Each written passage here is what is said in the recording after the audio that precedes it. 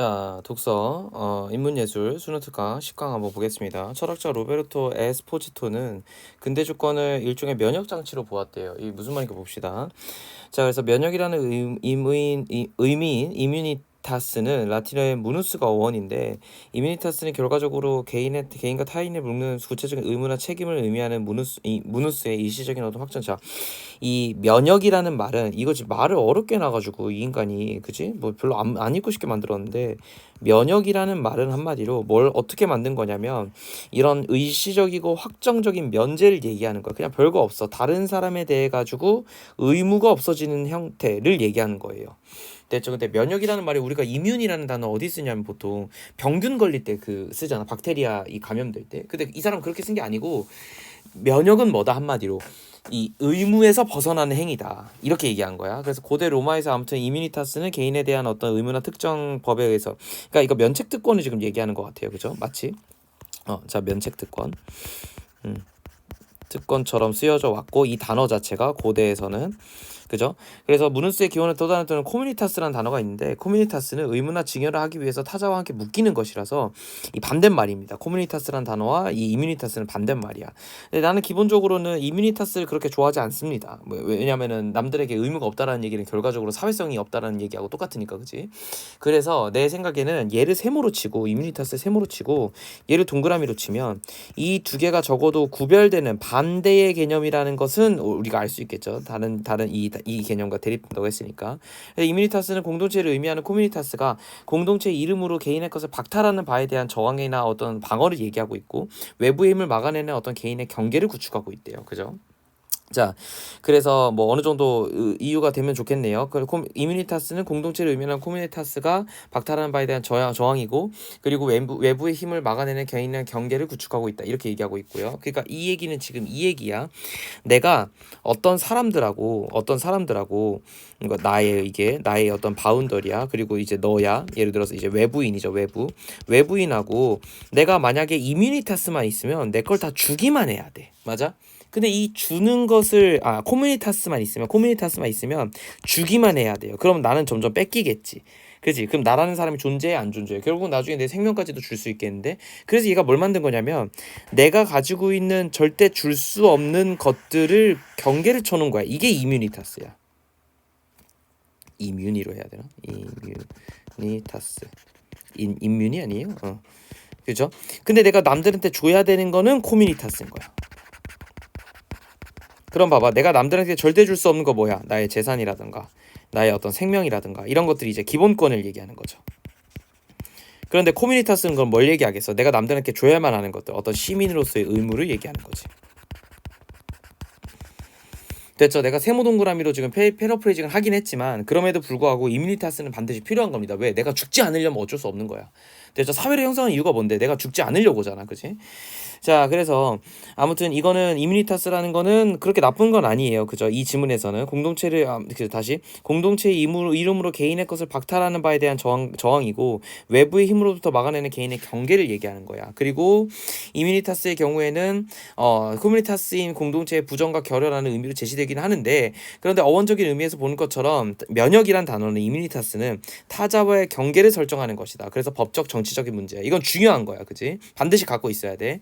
그래서 이것에 대해서 이제 홉스는 사회개론론에서 주권과 면역의 연관성을 밝히고 근대 주권의 면역 패러다임을 갖는 문제점을 지적하고 있대. 이게 이 지문이 하고자 하는 주제죠. 이건 이제 서론 부분이었고, 아까 위에는. 그래서 홉스는요, 자연 상태는 어떠냐면 모두가 모두에 대해서 전쟁 상태야. 누가 누구를 죽이거나 뺏어도 아무런 문제가 없어요. 근데 이 상황에서 인간은 어떻게든 보호를 받고 싶잖아. 그러니까 인간은 자신의 생명을 보호하기 위해서 타자를 죽여도 상관없는 본래에 걸리는 자연권을 갖고 있어, 원래는. 그리고 죽임을 당할 수도 있는 두려움도 있는 거지, 그지? 그러니까 얘는 어떻게 할 거냐면, 에스포치토에 따르면 이 홉스가 말하는 이성이라는 것은 일종의 면역 체계야. 나 절대 뺏기고 싶지 않아. 뭐 내 생명체와 내 생명과 내 재산을. 그러니까 홉스는 모든 살아있는 유기체를 일종의 자연적인 면역 체계로서 이성을 가진 존재를 가정하고 있고, 그래서 외부의 행위자로부터 보호받을 수 있어야 돼. 그러니까 이 자연적인 면역 체계에 문제가 생기면 어떻게 될 거야?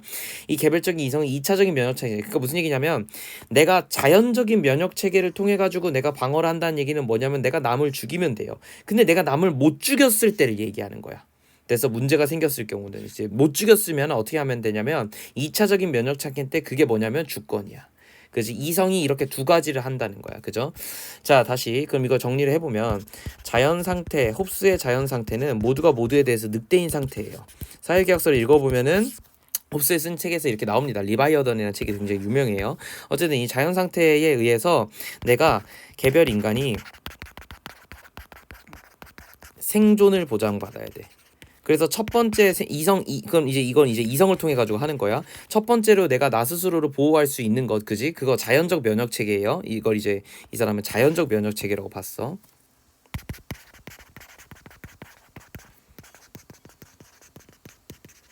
근데 아무튼 이 첫 번째 방식이 뭐냐면 내가 남을 죽이면 돼요. 타인 살해. 근데 이게 안 됐어. 그럼 두 번째가 뭐야? 이제 주권을 형성하면 되는 거예요. 근데 대부분 이게 안 될 상황이 높으니까 주권을 만들자라는 차악을 선택한 것뿐이야. 알겠죠? 그래서 우리는 어떻게 해요? 우리의 개인권 일부를, 규모권 일부를 국가에게 반납하고 국가의 강력한 왕이 우리를 통치하고 우리를 갖다가 이제 죽일 수 있고 우리를 갖다가 벌 줄 수 있고 혹은 우리를 보호해 줄 수 있는 권리를 양도하는 거지. 그지? 자, 그래서 아무튼 홉스는 그래서 사회 경로는 일어났다라고 보고 있어요. 이 주권 때문에. 그래서 근대 국가 형성들은 개인들이 안전을 위협하는 상황에 대응하고자 절대 권력을 가진 주권자를 세우는 것으로부터 시작할 것이고, 인간은 사회성을 타고난 게 아니야. 어쩔 수 없이 만들어낸 거야. 그지? 그러니까 근대 주권은 내부적으로는 개인들의 공동체의 원자적 일원으로 살게 해요. 그러니까 개인 원자라는 얘기가 이제 단일 한 사람 한 사람 인디비주얼을 얘기하는 거야. 그렇고 외부적으로는 타지들 간의 경계를 분명히 하고 이질적인 요소의 유입을 막으면서 인공적인 평화를 유지할 건데, 이러한 면역화 과정이라는 거는 결국 뭐랑 똑같냐면은 우리의 항체 생리학적인 자기방어 시스템이 똑같아. 실제로 우리 몸에서 일어나는 일이랑 굉장히 비슷해요. 그래서 이렇게 법적 정치적 차원에서 개인의 생명을 보존하는 방식과 법 생명학적 아무튼 이런 유사성이 있기 때문에 일종의 주권이 면역으로 본 거다. 이렇게 본 거고요. 유사성이 있어서 다른 영역에서의 유사성이 있어서야 다른 영역과의 유사성에서 결국은 그럼 뭐가 나온 거죠? 요 면역장치라는 단어가 나온 거겠지, 그치? 자, 그래서 근대의 주권 개념이 번역의 패러다임으로 기능함에 따라서 외부의 타자성과 이질성은 점차 위협적인 게 돼버렸어요. 그러니까 이런 게 진짜 부정적인 애들이야. 사실 내가 위에서는 이거 구분하기 위해서 썼으니까 얘들 그냥 세모 동그라미 더 이상 생각하지 말고 나는 검은색 펜으로 할게. 자, 이게 진짜 안 좋은 거예요. 이거로부터 방해하기 위함이야. 그러니까 개인의 삶은 아무튼 이게 내가 뭘 해야 되니까 근대 국가에서 가장 필요한 게 뭐냐면 가장 필요한 건 결과적으로 개인의 삶과 사회의 삶을 방어하고 수호하는 거야. 자, 근데 그 이상의 것을 할 필요는 없어. 뭐 시장에 개입하고 이런 건 아니야. 그래서 에스포지토는 홉스를 비롯한 개인의 서양의 근대 정치 사상가들이 타자와 이질적인 요소를 처저히 배제하여 내부의 안전을 보장하는 내부의 안전을 보장하는 것으로만 면역을 이해했다는 거. 이것만 하면 돼요. 그죠? 그래서 주권이라는 이름으로 동질성을 가진 생명을 보존하고 이질성을 배제하는 생명의 통제라는 장치 작동해서 전쟁이 벌어지는 다양성의 죽음을 정당화한다. 그래서 결국은 뭐라고 할 거냐면, 야, 너네가 고통받을 거니까 내가 미리 죽일게. 와 같은 논리로 대량 학살과 같은 죽음을 정당화한다고 비판을 받을 수 있겠지, 그치? 그리고 불확실성을 모두 제거하기 위해서 어떻게 해요? 외부의 힘을 막아내는 경계. 불확실성을 모두 제거할 거야. 그럼 어떻게 하면 돼? 여기서 불확실성은 다 뭐야? 타자지, 맞지? 타자와 이질성이지. 이걸 다 죽여버리면 돼. 그러니까 대량 학살이 일어난다는 거야. 이해됐죠? 이 논리를 이해해야 돼. 자, 그렇기 때문에 아무튼 이거는 결국 뭐다? 대량 학살은 과잉 면역이다라고 얘기하면서 이게 생명체를 결국 결과적으로는 생명체 전체가 이 생명력을 잃을 수밖에 없지. 왜냐하면 타인을 죽여가지고 내가 얻어내는 어떤 이 생명이 결과적으로 그렇게 좋은 건 아닐 것이고, 그리고 이 과정에서 내가 남들을 죽이게 되면 결국 나의 인간성도 파괴될 거잖아. 결국 전쟁 누가 하는데 내가 할 거 아니야, 그잖아. 그지? 그런 얘기야. 그래서 에스포지토는 근대 주권에서 이런 면역 테러는 결국은 한계가 있어. 한계가 존재해. 한계가 존재하기 때문에 여기서 벗어나야 되는데, 그지? 근대 개념에서 벗어날 거야. 그런데 이뮤니테스와 관련된 무누스의 다른 의미인 도눔이라는 것에 주목을 했대요. 이 한계가 존재하고 이 한계를 벗어날 수 있는 새로운 개념을 이 사람은 얘기하고 있어. 이게 지금 이 사람이 진짜 얘기하고 싶은 거야. 현상에 문제점이 있어라고 얘기했으니까 이제 이게 뭐가 대체 되는 건데 라는 걸 이제 얘기해 줘야 되는 거잖아요. 그죠? 자, 그래서 이게 뭔가 한번 봤더니, 그지? 이게 뭔가 한번 봤더니 도눔이라는 개념은 선물이라는 의미지만 단순히 선물이 아니라 일종의 증여 같은 거야. 됐죠? 그래서 증여라서 다른 사람에게 대가를 기대하지 않아요. 그냥 선물을 주는 거야. 그지? 자, 그러면 이게 왜 그런가 보면은 생리학적 차원에서 면역을 위한 항체 활성화는 신체에 항원세포를 주입하면서 항원세포 같은 거네. 일종의 다른 이질적인 항원세포에 예방적으로 감염되어서 봐봐. 첫 번째로는 항원세포에 한번 내가 감염돼. 그러니까 어떻게 되냐면 잠깐 약화돼요.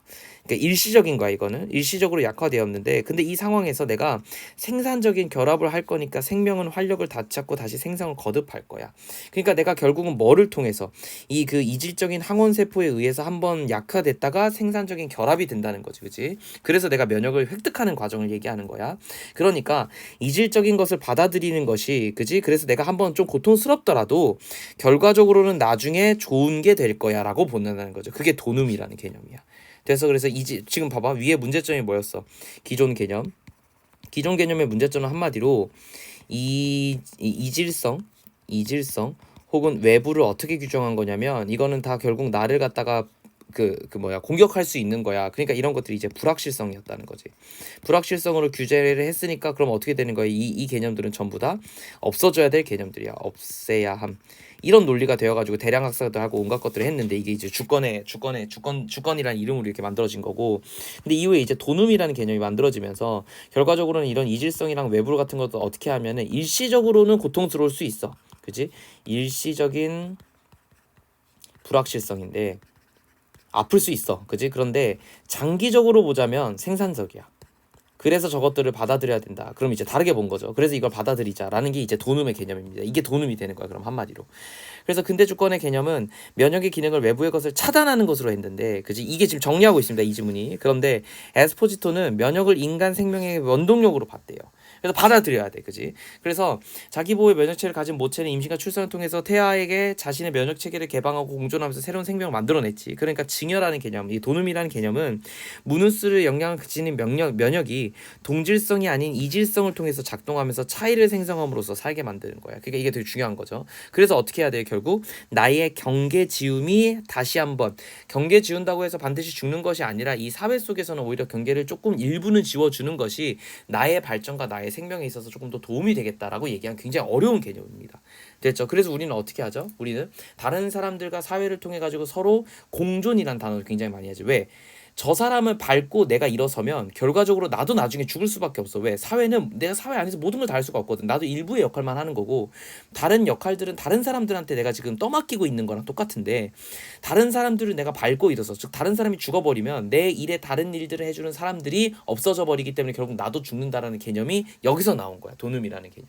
물론 그 과정에서 내가 다른 사람 받아들이는 건 좀 고통스럽지만 너무 경계를 바짝 세우고 벽을 세우고 울타리를 세우는 것만이 좋은 점은 아니다. 면역 체계를 진짜로 내가 관찰한다면 이라는 질문입니다. 됐죠? 그래서 이거는 지금 별거 아닌데요, 사실. 어려운 질문은 아닌데, 근대의 주권 개념에서 홉스라는 개념이 나왔어. 근데 그 홉스라는 사람이 본 부분을 비판을 하고, 이게 문제가 있어, 한계가 있음을 깨닫고, 그러고 나서 뭐가 나왔냐면 에스포지토의 무슨 개념? 도눔이라는 개념이 만들어진 겁니다. 그래서 근대의 주권 개념의 변천사야, 한마디로. 별거 아니야. 이게 문제가 있다. 그래서 비판했어. 왜 문제가 있는지를 비판했어. 물론 좋은 점도 얘기했어요. 그리고 나서 비판했어. 그리고 나서 어떻게 했어? 에스포지토 도눔으로 발전해야 된다. 이겁니다. 됐죠? 1번부터 한번 볼게. 1번의 답은 이제 4번이죠. 그죠? 한번 보면 주권 개념과 관련된 이론을 비판했지. 그치? 이게 지금 누구 이론이었냐면 홉스의 이론을 비판했어요. 그리고 나서 어떻게 됐냐면 그 대안을 하는 학자의 이론, 그게 이제 에스포지토였죠. 이 글을 쓴 사람. 그죠? 그래서 4번이 정답이 될 것 같고요. 그다음 바로바로 넘어갈게. 3번 보자. 자, 윗글의 내용과 일치하지 않는 것이, 내가 항상 않는 것은 체크 이렇게 해놓지. 자, 뭐가 안 맞는가 보면은 다른 거 다 맞아요. 타인에 대한 의무나 법을 면제하는 것은 의미하는 인무니타스는 코무니타스 대립한다. 맞고.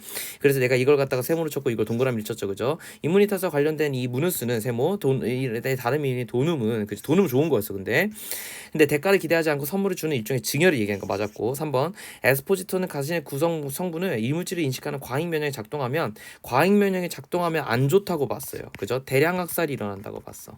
그러니까 3번은 틀렸지. 그지? 그래서 3번 정리가 되겠죠. 4번이랑 5번을 맞는 거라서 한번 읽어보면 좋을 것 같아. 읽어보란 얘기야. 이거는 그냥 단순하게 안 해도 된다가 아니고 선택이 아니다, 얘들아. 3번 봐봐. 기억을 적절하게 평가한 건데, 기억 보면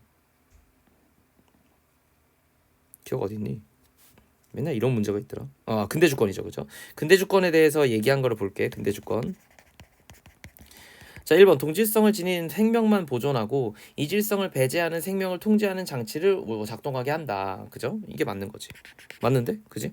동질성을 내 것만 판단한 거잖아. 그지? 그리고 다른 거는 다 없애버렸잖아. 그지? 그래서 이게 문제가 있다고 본 거잖아. 에스포지토는 이게 문제가 있다고 본 거야. 그러니까 이렇게 본 거 맞죠, 그죠? 됐지. 그래서 3번 이렇게 정리가 될 것 같고 4번 에스포지토의 견해에 따르면 한번 볼게요. 자, 철학자 이 사람은 자신의 나이보다 20년 더 젊은 사람의 심장에 이식받은 경험을 통해서 몸은 어떤 식으로든 전적으로 자기만의 것일 수도 없다는 거 설명했대. 그럼 얘는 지금 돈음을 얘기하는 거잖아, 그지? 누군가한테 증여받은 거잖아요, 그죠? 그래서 이에 따르면 이식을 수용하는 몸과 이식이 된 심장은 면역체가 충돌해서 거부하지만 동시에 배척되지 않으려고 엄청나게 노력을 하고 있고, 그래서 결과적으로는 자기와 비자기를 봐봐, 내 몸의 심장이 결국 누구 거야? 반 정도는 남의 거란 얘기잖아. 한마디로, 그지? 그러니까 결국 이건 똑같은 거 아니야, 이렇게 얘기하고 있는 거야. 남의 걸 받아들여야 된다, 이렇게 얘기하는 거지, 그지? 더 이상 이질적인 존재가 아니래요. 그러면 대체 내 나이는 몇 살이냐는 거야, 그죠? 자, 이렇게 봤을 때 1번 봐봐. 다른 사람의 심장이 이식받는 것은 감염을 처음엔 동반해요. 처음에 고통스러워. 2번 심장 이식을 통해서 생존할 수 있으니까 당연히 생명이 형성된 건 맞아. 3번 자기와 비자기를 구분하는 것이 의미가 없어진다고 본 것은 인간 신체의 동일성을 확인하는 건 아니야. 내 몸은 내 거야. 그게 아니고, 이렇게 구분하는 게 의미가 없어진다라는 것은 결과적으로 타인으로부터의 돈음이, 증여가, 혹은 내가 그걸 주든 남이 주든 상관없어. 어쨌든 돈음을 통해 가지고 새로운 생명이 들어가는 거야. 근데 그 새로운 생명은 어때요? 나하고 다른 존재잖아. 차별성이야. 인간 존재의 차별성을 확인하는 거야. 이해됐죠? 저 사람과 나는 달라. 그러기 때문에 줄 수 있는 거야. 됐죠? 3번은 틀렸죠. 이 질문의 마지막에, 그래서 엄마가 아이한테 야, 이게 구분이 없어졌어. 그러면은 엄마가 아이한테 그 생명을 주는 것은 엄마랑 아이랑 동일한 신체야? 그건 아니잖아. 그지? 다른 신체라고 분명히 차별성에서 나온 거라고 얘기했잖아요. 그래서 3번이 틀렸다. 이렇게 보면 좋을 것 같아요. 10번 이렇게 정리가 되고, 바로 우리 그냥 11번 한번 같이 정리하겠습니다. 11번 질문도 그렇게 쉬운 질문이 아니에요. 유기체 철학인데 요거 좀 어렵습니다. 한번 볼게요. 자, 미국의 생물학자인 월스는 하등 생물이 고등 생물에 이르기까지 일관되게 적용될 수 있는 생물학을 목표로 하는 게 그게 사회생물학인데, 그는 이걸 뭐라고 얘기했냐면 모든 사회의 행동의 생물학적 기초에 관해서 체계적으로 연구하는 학문이라고 정의를 했어. 오케이, 이해했어. 자, 그리고 나서 사회를 유전학과 진화론에 기초하여 규명하지 않는다면 사회 현상을 올바르게 설명할 수가 없다라고 얘기를 했어요. 오케이. 자, 그런데 유전학과 진화론에 기초해야 된다고 봤어. 그런데 그는 인간의 윤리 문제도 생물학적 검증을 거쳐야 돼. 그래서 사회윤리 등과 관련된 어떤 인간의 의식도 뇌 시상학과 관련돼 있는 중추현상이 제어되고, 어쨌든 이런 것들도 다 생물학적 검증을 거쳐야 된다고 본 거예요. 윤리 문제까지도. 그래서 유전자의 특성이 이기적인 타인들, 그건 상관없어. 생명체가 가지고 있는 특성이 있기 때문에 결국 유전자에 의해서 결정될 것이고, 그러면 이 유전자에 의해서 결정되는 거니까 인문학적 통찰은 부족하다는 비판이 있지. 그걸 받기 위해서 화이트헤드의 유기체 철학이라는 게 존재한대. 그럼 이제 유기체 철학 보자. 유기체 철학이라는 건 한마디로 자신의 철학에서 이념적으로 제시한 개념인 현실적 존재자에 대해서 이해를 해야 되는데, 현실적 존재자가 뭐냐면 세계를 구성하고 있는 궁극적인 실체야. 그러니까 이건 되게 다양해. 신이 될 수도 있고, 먼지도 될 수 있고, 세포도 될 수 있고, 이 모든 것들은 아무튼 현실 세계에 구성하고 있는 궁극적인 실제자이기 때문에 현실적 존재자라고 불릴 수 있어요. 모든 존재야. 근데 아무튼 이거는 다 나름대로는 뭐 약간 중요성도 다르고 기능도 다르겠지, 그지? 먼지보다는 우리가 더 중요할 거 아니야, 그잖아. 그렇지만 어쨌든 현실적 존재자야.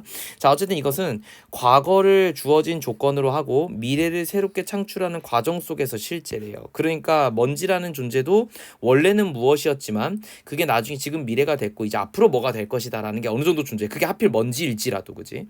자, 그래서 이것은 순수하게 독립적으로 존재하는 거 불가능해. 왜 그러냐면 미래를 새롭게 창출하는 건 반드시 어떻게 될 거예요? 남과 같이 하기 때문에 관계에서 나와야 돼. 그러니까 독립적으로 존재할 수는 없어요. 그죠? 왜? 독립적으로 존재할 수 있는 것뿐, 그 봐봐. 예를 들어 먼지는 무슨 관계를 맺어야 할 수가 있겠지. 근데 얘는 과거에 뭐였다, 현재에 뭐였다, 미래에 뭐였다라는 일련의 과정을 거쳐. 그게 결국은 독립적으로 존재하는 건 아니라는 거지. 그치? 역사가 있다, 이 얘기야. 자, 그래서 그러니까 아무것도 없이 갑자기 띵 나올 수는 없다는 거예요. 먼지가 왜 만들어졌는데 어떤 물질에서 빠져나온 거거나 혹은 뭔가 이렇게 안 좋은 애들이 자기들끼리 뭉치다 보니까 먼지가 생긴 거잖아. 그럼 처음에 아주 조그마한 애가 있었는데 그게 점점 이렇게 발전했을 거 아니야. 즉 현재 과거 미래가 명확하다는 거야, 얘 말은. 그래서 네가 그렇게 된 거잖아, 이렇게 얘기하는 거죠. 우리도 마찬가지잖아. 우리도 아기 때가 있었을 것이고, 세포일 때가 있었고, 아기가 때가 있을 것이고, 청소년기가 있었고, 지금 성인일 때가 온 거잖아요, 이 과거들이. 그치? 자, 어쨌든 이런 걸 봤을 때 화이트헤드는 우리의 현실 세계는 현실적인 존재자들 사이에서 관계망으로 이루어진 하나의 유기체인데, 야, 어쨌든 얘네들이 협력적이고 유기적인 관계를 가져야 돼. 그죠? 그렇기 때문에 서로를 파악하는 과정이 공제라는 과정이 있고 통일성을 이루는 합생이라는 과정이 있는데, 아무튼 새로운 이런 것을 통해서 아까 새로운 현실적 존재자, 아까 우리 지문에서는 새로운 생명을 만들기 위해서는 도눔이라는 개념이 존재해야 된다고 얘기했는데, 여기서는 지금 뭘 얘기한 거냐면 공제와 합생을 얘기한 거다 얘들아. 평범해지 내가 한 번씩 더 해서 진하게 봤어. 자, 아무튼 이러한 현실적 존재자는 이런 과정을 통해서 새로운 걸 만들게 되고, 일련의 과정을 통해서 존재의 목적을 실현하기 위해서 이미 정해져 있는 질서라는 건 존재한다는 거야. 그게 근데 그거 뭐냐면, 하나의 현실적 존재자에 후속하는 새로운 현실적 존재자에게 주어지는 여건, 즉 여건이 될 거야. 이미 존재하는 친구는 그 이후에 나올 사람에게 조건이 돼버려요. 그리고 구성 요소도 될 수 있어요. 나아가서 화이트헤드는 우리가 그러니까 이거네 결국은 지금의 현실적 존재자가 있어. 근데 얘네는 미래의 현실적 존재자에게 있어서 얘네는 일종의 여건이 되고 구성 요소가 되겠지. 이걸 이렇게 생각하면 돼. 이게 부모고 이게 너네야. 그럼 맞잖아. 부모는 너한테 여건을 제공하고 부모의 일부, 부모의 사상이나 이런 모든 것들이 너의 구성 요소가 되겠죠. 그죠? 그러니까 너는 독립적일 수 없다는 거지, 한마디로. 자, 나아가서 우리가 현재를 보고 있는 현실적 존재자는 질서에 따라서 변하기 때문에 이전 단계에 되돌릴 수 없는 고유성을 가질 거야. 근데 어쨌든 결과적으로 너는 그지? 이러한 과정 여건을 통해 가지고 또 새로운 존재가 된 거잖아. 이거랑 완전히 똑같은 존재는 아닐 거잖아요. 그러니까 아무래도 나는 어떤 존재예요? 이전 단계로 돌아갈 수는 없어. 내가 부모가 될 수는 없어요. 혹은 내가 세포가 될 수는 없어 다시. 그러니까 화이트헤드가 현실적인 존재자라는 건 조각난 단편이 아니라 펄떡거리는 경험의 방울이다. 무슨 얘기냐면은 나는 과거서부터 현재까지 혹은 미래까지 내가 뭔가 겪는 무언가들이 있을 것이다 라고 얘기한 게 이거고. 자, 이건 생물학과 왜 대체 존재하느냐. 자, 생물학도 똑같이 주체적으로는 소멸하지만 현실적 존재자는 주체적으로 소멸하지만 객체적으로 불멸한데, 이게 무슨 말이냐면 현실적 존재자가 없어진다고 해도 그 이후에 여건이 있기 때문에 영원히 살아있어. 우리 부모님이 돌아가신다고 해도 내가 내 부모님을 기억하는 순간, 그리고 내 부모님이 물려준 DNA가 내 피에 존재하고 내가 앞으로 자손을 낳는다는 전제 하에서는 계속 그건 불멸인 거지. 그치? 존재하는 거지. 그러니까 이거는 객체적으로는 사라질 수가 없다라는 말이 이런 말인 거야. 이 말이 좀 어렵습니다, 개념적으로는. 근데 이해는 돼요. 이걸 내 부모와 결합시켜 보면. 그래서 이게 결과적으로 철학적으로 생물학인데 결국 DNA를 얘기하는 거잖아, 그지? 생명체는 유전자가 끊임없이 내려가는 거. 그러니까 이게 객체적인 불면성이지, 그지? 결국은 똑같은 거죠. 그래서 이 과정은 질서를 통해서 이루어지는 거고, 공제와 합생을 통하면서 생존자의 존재 목적이 달성이 될 거야. 그러니까 한마디로 뭐냐면 다음 세대로 내 유전자를 물려주는 게 내 존재의 의거야. 그죠? 그리고 나서 이 목적을 생명중추라고 얘기를 했대요. 그러니까 현실적 존재자는 생명중추를 달성하는 게 목표야. DNA를 후손에게 주는 것이 목표입니다. 됐죠? 그래서 이것이 아무튼 근데 이 사회고, 이게 왜 사회 이론이냐? 결과적으로 이 모든 그러니까 유기체가 인간이긴 한데 어쨌든 유기체 전체가 인간 포함한 거지. 결과적으로는 후손에게 무언가를 주는으로써 이게 가장 내 최우선의 목표인 거잖아. 근데 이게 결과적으로 사회도 마찬가지로 후속 사회에게 이 모든 것들을 전달해서 사회가 유지되는 게 중요한 거잖아요. 그래서 이게 사회 어떤 개념으로서 인정받을 수 있었던 거야. 됐죠? 이렇게 보면 될 것 같고, 답들은 그렇게 어려운 게 아니니까 한 번씩 쭉 보면 좋을 것 같아요.